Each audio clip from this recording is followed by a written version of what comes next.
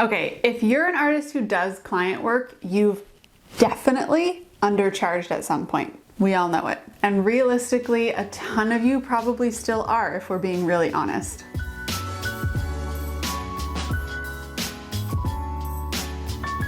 Hey, I'm Becca with The Happy Ever Crafter, and in this video, I'm gonna go over 5 telltale signs that you're undercharging. Before we jump in, I also wanna say that I'm in no way criticizing you. I've been there myself, but once I finally started charging my worth, my business changed big time. And since then, I've been on a mission to help other artists figure out their pricing. I actually also have a free workshop that I co-run with another artist named Joanne. It's called 5 Keys to Confident Pricing, and we give you all of our action steps to finally feel confident in your pricing. So if you watch this video and you're like, dang, I need to work on my pricing, you should come to that. I'll put it in the description down below so you can just click over. But for now, let's jump into those 5 signs that you're undercharging. Number 1 is if you're constantly getting yeses on the jobs that you quote.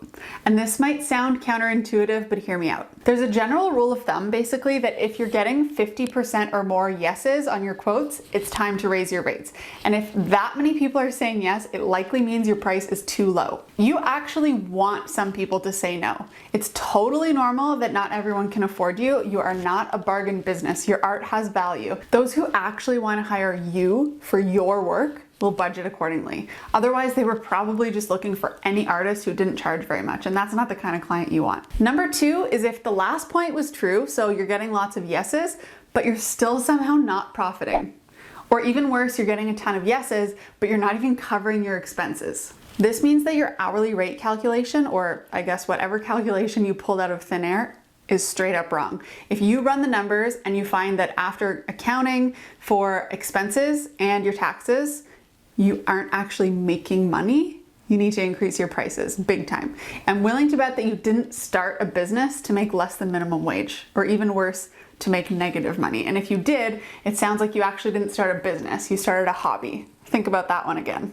So if you never actually learned how to properly calculate your hourly rate, it's actually not that tricky. And in our free pricing workshop I talked about earlier, we go over all the steps and do it with you. We even give you some worksheets that you can fill out on the spot and calculate it. So again, if you want to come to that, the link is in the description. Okay, number 3 is if you're working in your business full time, but you still need to take another job to make ends meet. And I want to make a quick note here that this is not for people who are running their business as a side hustle. There's nothing wrong with a side hustle. I actually strongly recommend a side hustle if you're not quite ready to take the leap to using your art to fully support yourself.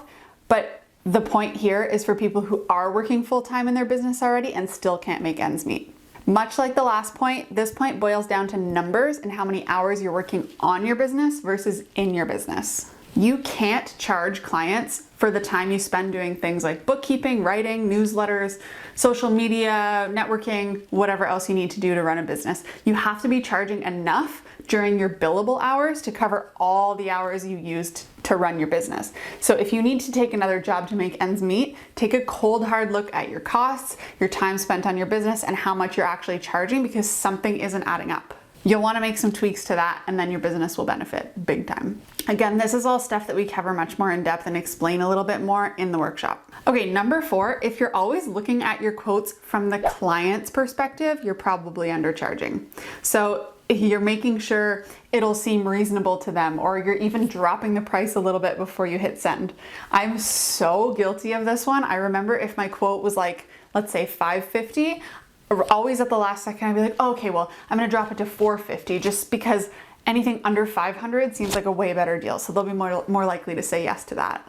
Your prices have nothing to do with your client's perception, and their perception of expensive is probably totally different than yours. Their budget and their perception of money is not relevant to you and how you price. If a client can't afford your products or your services at a high price, don't lower your rates. It just means they aren't the client for you. If you really, really want to work with them and they can't afford your rate, you can adjust your offering, but you're not going to adjust your prices. Reduce the scale of the project, suggest doing it in phases, whatever you need to. If they want to hire you bad enough, they'll find the funds or agree to adjust the project with you.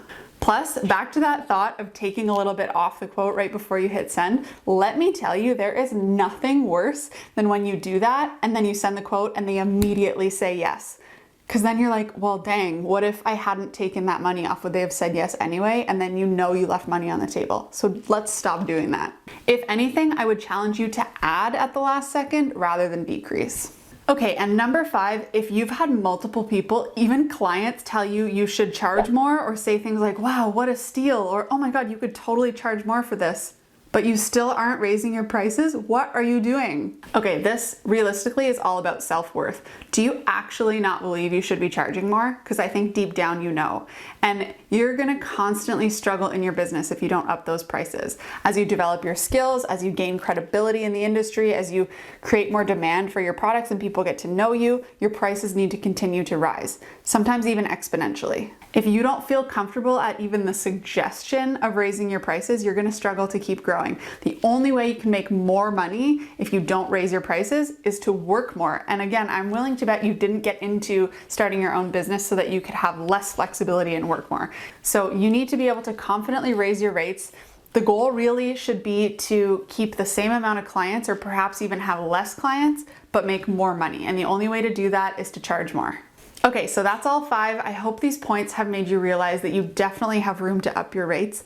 The more we as artists can confidently demand our worth, the better it is for all of us. Honestly, a lot of the time as an artist pricing your work, you just have a feeling when your prices are too low. You kind of know that they are, but you're scared to up them. You've heard rumblings of what other people are charging and you just can't quite get yourself to up your rates because of fear that you'll lose some jobs or because of a million other reasons that are making you feel not so confident.